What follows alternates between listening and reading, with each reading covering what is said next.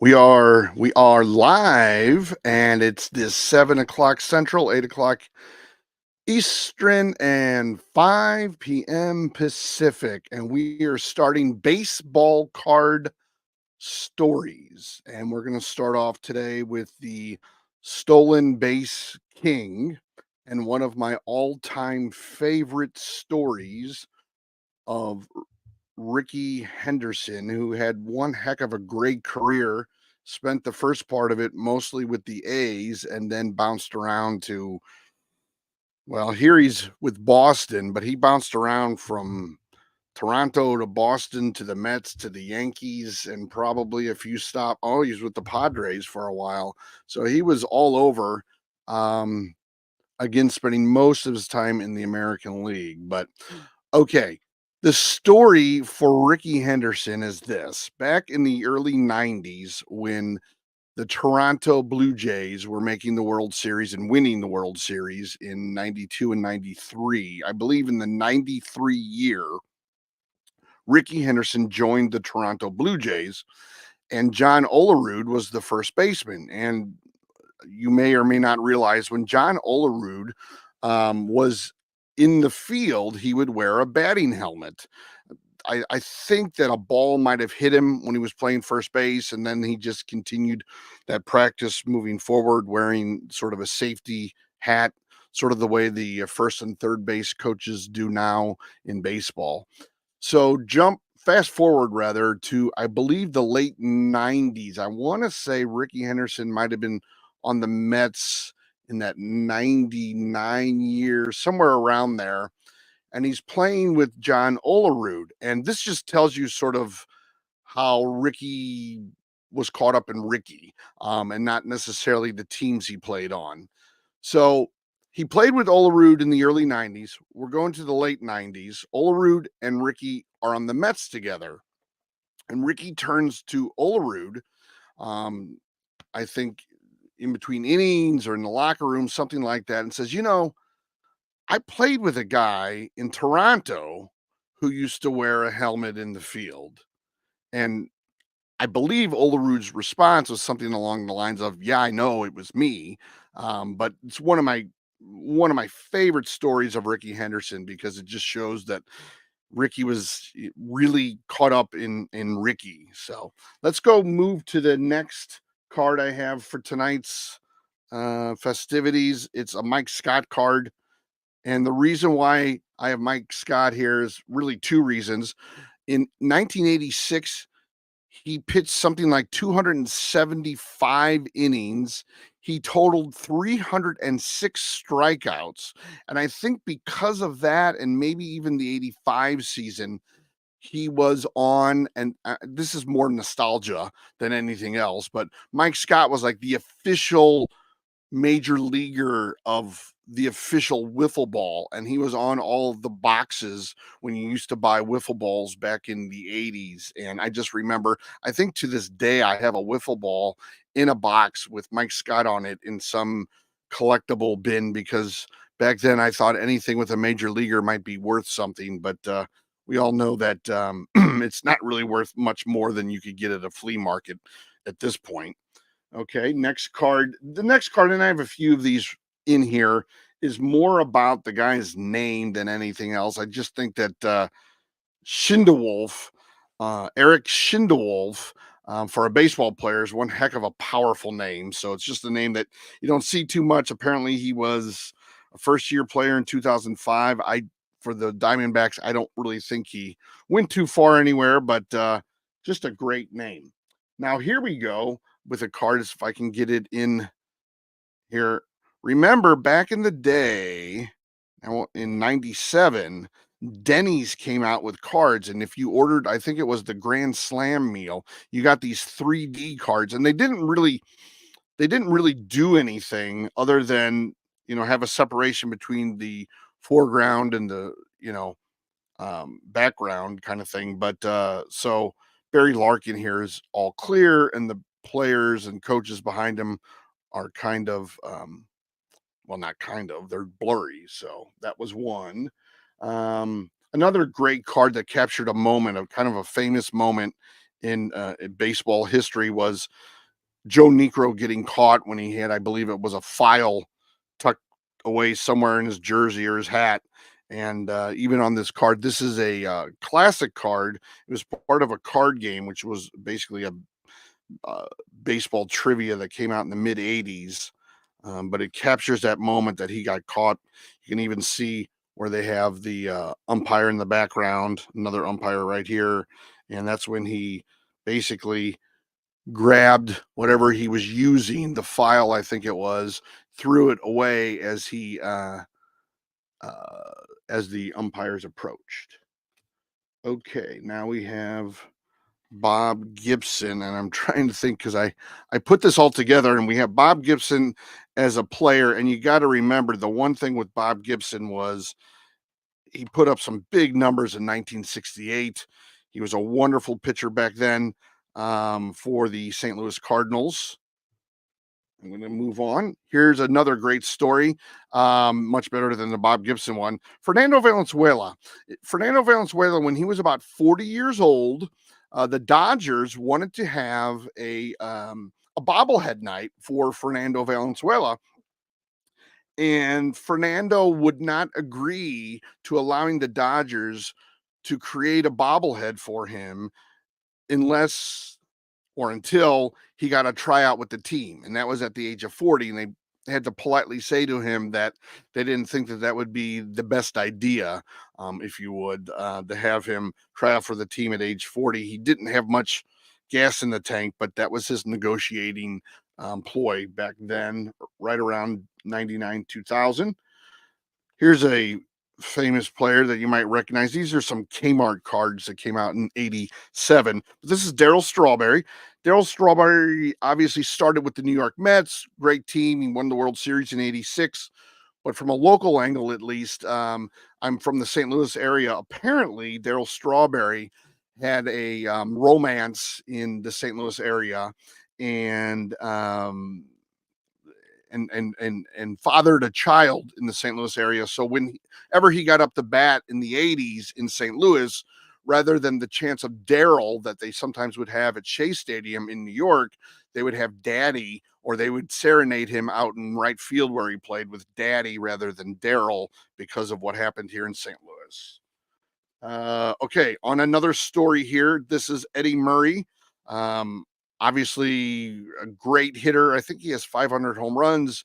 He's hit several home runs from both right and left side of the plate. He was a switch hitter. The little story behind this one is I was in airport. I want to say possibly New York or Atlanta. This is 15 years ago or so, and I saw him sitting by himself waiting for a plane. As I approached him, he said, "Oh no, not one of you guys." And I just started talking to him, and I eventually did, of course, ask for his autograph. But he was very nice once he got over the fact that I was approaching him and I had recognized him.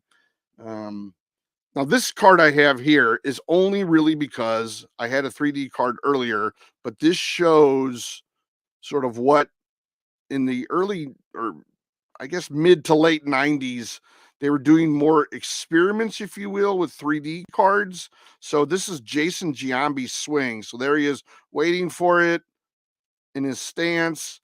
And let's see if I can get this right. Okay. Nope, that's not right. Anyway, this doesn't really play well. Okay. The card here, if you notice, is the Dan Patrick and Keith Olbermann card back in the 90s. I just have it here because, they're obviously not even with ESPN anymore, but it was one of those sort of crossovers that Upper Deck did back in the day. Will Clark is the next player. The story I have with the Will Clark card is back in the 80s, there was a huge fight between the Giants and the Cardinals. I was actually at the game. Will Clark slid into second base, hard into Jose Oquindo, and I think Ozzie Smith actually jumped up and kind of sucker punched Will Clark, who was much larger than him. Fast forward to, let me look at the date here, 2000. That was the mid 80s. Fast forward to 2000, and Will Clark had signed with the Cardinals. They needed a first baseman because Mark McGwire got hurt. And Jose Oquendo, I believe, I don't think he was playing anymore, but he was a coach on the team. So probably a few awkward moments there in the clubhouse when Will Clark joined Jose Oquendo. Let's see. Okay, now this next card, while not a famous brand, this is kind of an off-brand on TCMA. They did a lot of minor league players. Well, here, this is a picture of Dave DeBusschere, who played for the Chicago White Sox. And you're saying, Tom, who cares? Who's Dave DeBusschere? Who cares? Well, Dave DeBusschere is actually a two-sport athlete. While he played for the Sox, he decided shortly thereafter that he would stay in with basketball. He played for the Detroit Pistons and had much success with the New York Knicks. So he was one of those guys who was able to successfully cross over and play for the Knicks. I want to say that he might have been on the team that won the championship in the early 70s. All right. Then we have another player here. This is another sort of Homer story by me. This is Pablo, thank you. Yeah, no, I'm trying to get content. I'm trying to get stories behind everything. So thank you for that. You know, I love sort of the backstories of some of the players. What I want to look for too is, I want to talk to people or find out, like best hairstyles and best uniforms and do all kinds of things. But right now I'm kind of telling some stories, showing some cards that either I know a story about or that they have good stories. But real quick on Al Hrabosky, here he's in Kansas City, but he's most known for the Cardinals. He was a relief pitcher back before sort of relief pitchers were as sexy as they are now, before Tony La Russa changed everything in the late 80s. But he was known as, and I'm this is what his nickname was, the Mad Hungarian. And I'll never forget about, oh my God, 30 years ago, I want to say that I walked into a local grocery store because I'm in St. Louis and this is where he was famous. I walked into a local grocery store just to, I don't know, buy something. It wasn't even beer or anything. It was just like bread. I walked in and Al Hrabosky was at a table by himself, like signing autographs on some cheesy photo they had of him. So it was, so I got an autograph of Al Hrabosky in a grocery store. So kind of a interesting story there. Um, let's see here. Oh, just real quick on this one. For those who may not remember, Dennis Boyd has one of the greatest nicknames in all of baseball. Now, I don't know who's all on the line, how old everyone is, but he is Dennis Oil Can Boyd is his nickname and one of the best ever. $900. What is $900 for his nickname? Is that what you're saying, John? I'm trying to read some of the chat while I do this, but I just have this one here because of his great nickname, Oil Can Boyd. And then let's see, what do I have here? Oh, well, here's one. This is another nickname. This is Mark Fidrich. It's an 81 Fleer card. However, he was most known for some things he did in the 70s. His nickname was the Bird. He was Mark the Bird Fidrich. He was kind of known to be kind of eccentric. He had one really good season for the Tigers, and that's when he went 19-9 in 76 with a 2.34 ERA. He had 97 strikeouts and 53 walks, but that was a great year for him, and he never really got back to that level ever again. So now this is one of my favorite players, and probably no one knows who it is. Okay, it's UL Washington. And I used to think this is one of those butterfly effects or something. I used to think that he had always a toothpick. And I don't know. Let me see if I can, coming out of his mouth right here. You can see something out of his mouth and right here. And I think in a card, he does have a toothpick. These look like, to me, sunflower seeds that he would rest on his lips. But what's interesting is these are obviously two different baseball cards, but on both cards, he has this weird sort of, it looks like a sunflower seed. Now, I could be wrong about that. Maybe it's a paper clip, but it's something that looks rounded. You can see it a little bit better in here, but he's pictured in a lot of trading cards with something in his mouth. There's a couple, I think, with a toothpick, but here it looks like a sunflower seed. Just an interesting kind of um, card. Okay, then we have Jack Clark, who was one of my favorite players growing up. I'm from the St. Louis area, so I like Jack Clark in the mid '80s when he was traded over here with the Cardinals. He had a big home run against the Dodgers. He then signed with the Yankees. Uh, he, I believe, declared bankruptcy somewhere between the Yankees and Boston because he owned a racing team, like a car racing team, and so he. He had sort of this checkered financial background. But I remember about 10 years ago, I was at this famous burger place in St. Louis, and Jack Clark just happened to be there. And I was asking him about his famous home run against the Dodgers. And I said, the announcer said when you hit it that you knew that it was out of the ballpark, that it left Dodger Stadium. And I said, "Is that true?" And he said to me that, yeah, no, definitely. He knew as soon as he hit it that it was a home run. So he was a lot of fun because back then we had Whitey Herzog as a manager who I loved, but it was all small ball. It was all, stealing bases, bunts. We didn't have a home run hitter like Jack Clark, so he brought a lot of excitement to the ballpark. Okay, and this is just something silly. And I think Fleer made a card of this, but they had the Royals had Bud Black and Vida Blue, and so they made a card at some point, I believe, that said black and blue, and so I just wanted to show that. It was just something interesting. Okay, Greg Jeffries. Now he's someone that probably not too many people remember. He started with the Mets, I think, then went to Kansas City. Then the Cardinals had him for a bunch of years. He was a middle infielder when he came up.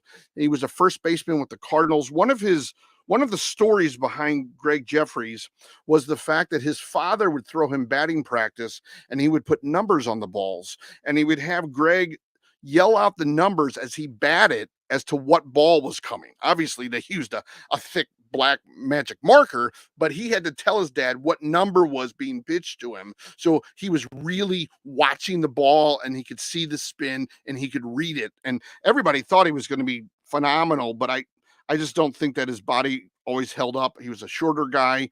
He just never really batted as high. Let's see on here, 270 something, 280 something.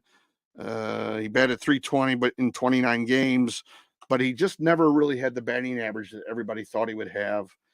Okay. Oh, this is just something to throw out there for our coastal friends. Just a reminder that Johnny Damon didn't start with the Yankees, didn't start with the Boston Red Sox. That yes, he came up with the Kansas City Royals. That's where he was. He was a great player for them, and I think that's what led him to go to Boston. But he did come up with the Royals and put up some really good, solid numbers, batting 300, having 20 to 30 stolen bases. Let's see here. Okay. Okay, now on this next card, you may or may not remember Chuck Knobloch. He came up as a Minnesota Twin, and he was a second baseman. But does anybody remember sort of the story behind him?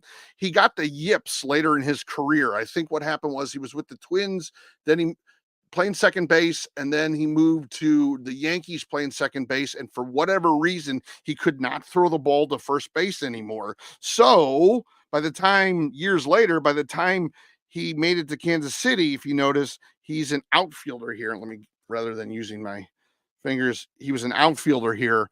So obviously he didn't have to deal with the throws to first base, but that was one of the reasons that almost made him get out of baseball years earlier, was because of the yips throwing to first base. Okay.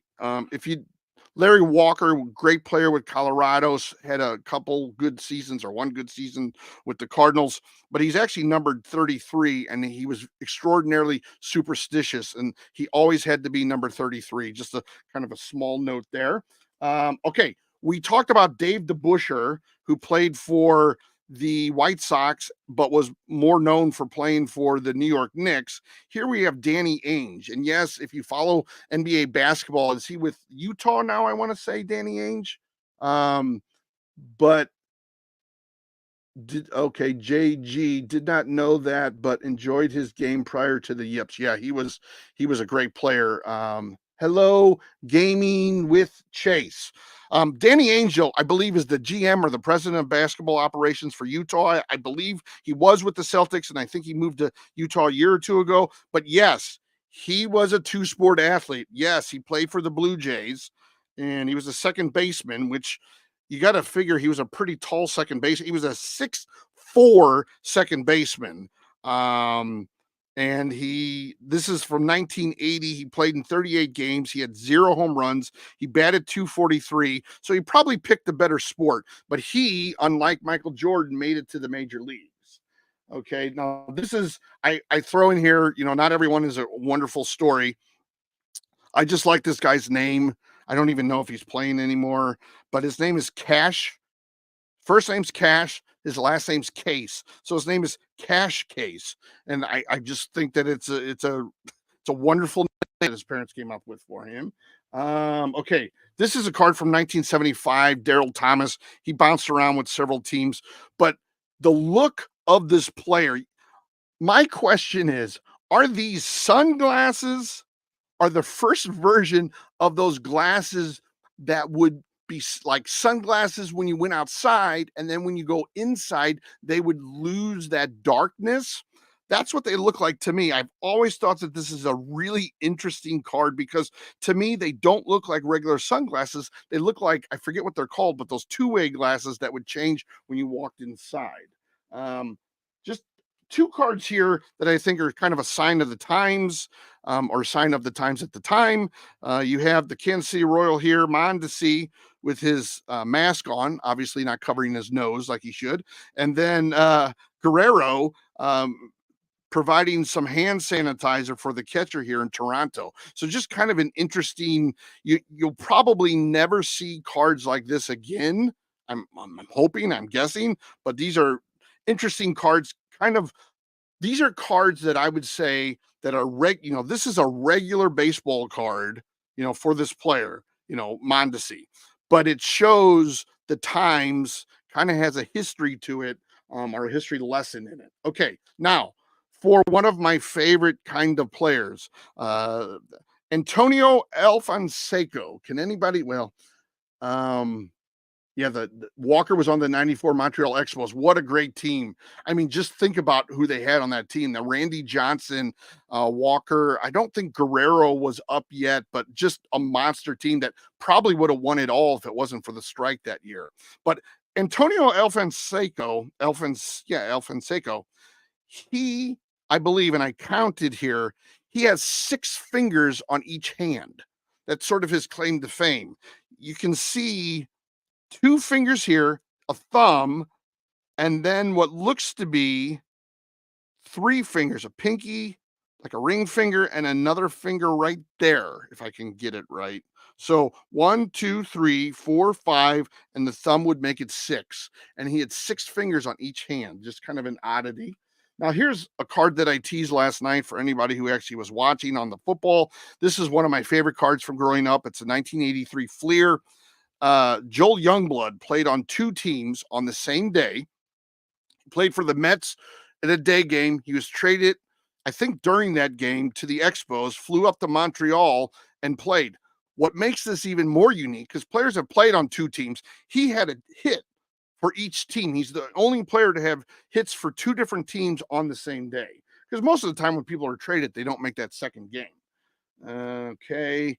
I did have a short video about Wade Boggs. This is a 1987 leaders card. It's kind of smaller than the others. But Wade Boggs had his glove for 20 or 30 years. I think he won only a couple gold gloves, but he had that glove forever. At one point, someone had stolen it. You'll have to watch the short on Wade Boggs' glove that I put together, but it is very interesting. At one point, it was stolen. They got the cops involved. There was a whole sort of chase to find out who had it and get the glove back. Okay, now Craig Counsell, who is now the Cubs manager, he was the Brewers manager. He won a World Series with the Marlins. Was that in 03, I want to say? Anyway, he was a great player and he played for Arizona for a number of years. And back in the day, many, many moons ago, I did a lot of work with a company that sponsored the Los Angeles Dodgers. So I was on the field one day and I got to talking with Craig Counsell because I remembered that he went to Notre Dame and it was in the fall. So I was talking to him about the football team. So he was a super nice guy. I think he's a wonderful manager. I think he did great things with the Brewers. I think he's going to be tough in the NL Central with the Cubs. I think he's a smart guy, who's a really good manager and seems to really have a good control of his team. Now, this card I have next is just basically because it's such a weird card. Obviously, Robin Yount and Paul Molitor were the shortstop and third base tandem of the Brewers, but just a weird, they pixelated it to almost conjoin or unconjoin these two. Just a horrible card by Topps with these back to back. I hated that card. Okay, this is just a real quick one, everyone. Another great name. If you look right here, I don't know if you can see it. His first name is Chad. His last name is Chop. He's Chad Chop. Just a great kind of name. I'm trying to pick those out for everyone. I see we lost a few people on that one. I knew we might. Okay, Neil Allen. Why is Neil Allen here? Well, I'm from St. Louis. And if you're a Mets fan, if you're a New York fan, you'll remember that Keith Hernandez was a famous Met. Well, Keith Hernandez started out as a Cardinal. Keith Hernandez fell out of friendship with the manager back in the day for a variety of reasons. I'm not going to go into it. But they were out of favor. And so they wanted to essentially kind of dump Keith Hernandez because he was having some problems. You may or may not remember that the Pittsburgh Pirates and their clubhouse had some illegal drug activities, and Keith was tied to some of that. So they dumped him, and the main guy they got out of it was Neil Allen.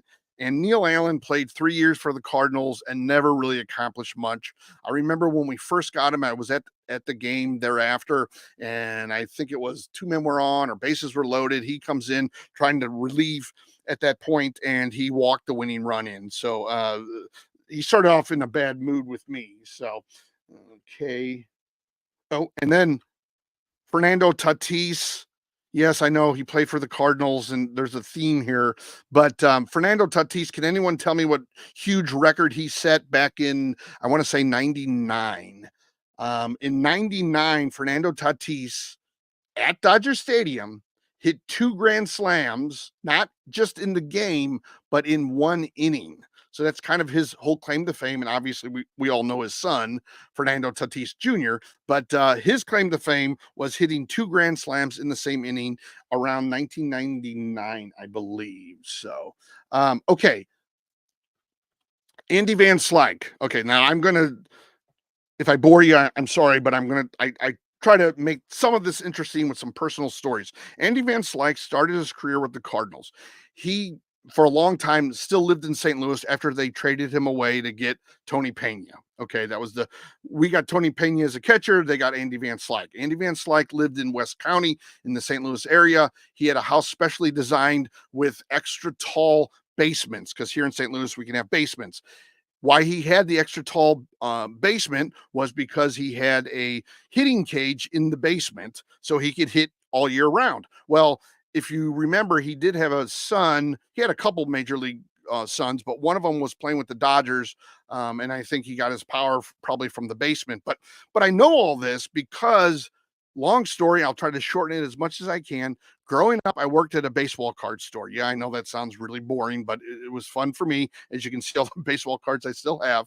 But one of the people that came in was good friends with Andy Van Slyke, would actually go over to his house and tell me about this batting cage he had in his basement to help him hit, and obviously probably his sons later in life. Okay, I had talked about doing some work with a client that did some work with the Dodgers. All I can say is, and I know you guys probably see this. I don't know if you follow the Travis and Jason Kelsey's podcast. They talk about Jason Kelsey's locker at Philadelphia being cleaned out, that it was like two lockers that were overflowing. All I remember about Gary Sheffield is when he was with the Dodgers, I was in their clubhouse at the time going on a tour kind of thing. And he really literally had two or three lockers. He had at least two, and one was just filled with letters and stuff. I mean, it was just bombarded with letters. Now, I don't know if he ever got back to anyone, but he was a superstar based on probably the amount of letters he had. Okay, now here's a little bit of a personal story. We're going to start with a little history. He had Bob Horner was a first baseman. I think he played some third base for the Braves back in the day, but he was mostly a first baseman. Then he was out of Major League Baseball and he went to Japan and played and had some monster years over there. He was a power hitter. He went over to Japan and he was an even bigger power hitter. And then thereafter, in the mid to late 80s, the St. Louis Cardinals signed him and he was on the Cardinals. And I kind of thought after he went to Japan, oftentimes when a player back then at least went to Japan, I know Miles Michaelis, the pitcher for the Cardinals, went to Japan and now he's in the major leagues and he's done okay. But usually when they went to Japan back in the day, that was the end of their career. Well, Bob Horner was signed with the Cardinals. And so a friend of mine and I were at the mall like after school one day. It was like 2 or 3 o'clock or whatever it was. Sometimes we got out early, so I wasn't cutting school. And we're walking in, I want to say, if anyone remembers, famous bar. It was bought by Macy's. It was kind of a local store, Bullocks and Broadway, I think it was in LA. The same company was the May department store company. They were bought by Macy's. Well, I'm walking around and obviously I work at a baseball card store back in the day. I follow these guys, I watch these guys, I subscribe to Sports Illustrated, Baseball Week or Digest, all that stuff. And so I know Bob Horner when I see him. So we see him in this department store and my friend and I, and he's like, are you sure it's him? Are you sure it's him? Are you sure it's him? Well, by the time we followed him, he had walked to the women's lingerie department and I picked up like a catalog or a brochure from this famous Barmaid department store. And I walked up to him and I said, "Oh, Mr. Horner, can I have your autograph?" So I think I did it more like he was in the women's lingerie and it was just kind of a funny story, kind of thing. I don't even know that I kept the autograph, but I did ask for his autograph in the women's lingerie department of a major store department store. Oh, and then here's another kind of story, and I'll end shortly after. I just have a couple. Well, actually, that's really about it. This will be the last story. Okay, so long story short, I was doing some work, like I said, with the Dodgers, and we had a suite, I believe, for a Lakers game. And it was probably more of an important game. It was when the Lakers, it would have been 2002, 2003, when Shaq was still on the team. Obviously, Kobe was there. They had just had their three in a row, and Paulo Duca was getting really, really big at the Dodgers. He had that one season. I don't know if it's on the back here. I don't know what it was, where he just had like 30 home runs. He was getting very popular. Well, we were in the suite, and I think it might have been his wife or his girlfriend, I don't know, or someone else in there had picked up a glass or something and it broke. And I ran over to the side and Paul was picking it up. And I said to him, I said, Paul, I got this. I don't need to read in the LA Times tomorrow that you cut your hand picking up a glass at the Lakers suite. So and he was a super nice guy. I mean, I didn't talk to him that much. It was more, be seen but don't be heard, my role there. But he seemed to be a super nice guy, and again, he was not a very tall guy. Seemed to be very nice. He went on to have a pretty good career. But not a very tall guy. But I think when you're a catcher, sometimes as long as you're pretty strong, you can take a hit, you can throw, you got a career. I mean, Yadier Molina, I don't think was very tall. I think most of the catchers aren't that tall. But just another little Paul LaDuca story. And I'll just finish with one.